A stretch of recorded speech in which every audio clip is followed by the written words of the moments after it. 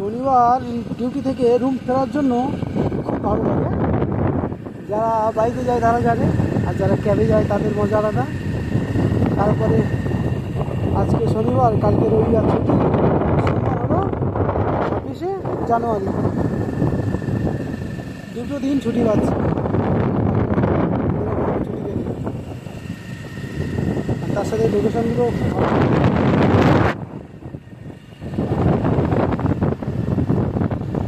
আমার হচ্ছে এটা হলো আমার উড়ান, স্প্লেন্ডার উড়ান।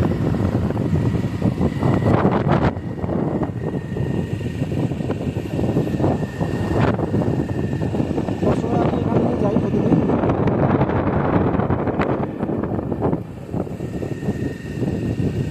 আজকে যাবো, গিয়ে ঘুমাবো, কালকে ঘুমাবো, পরশুদিন ঘুমাবো। বাহ, শুধু ঘুমাবো, শুধু ঘুমাতে ইচ্ছা করে।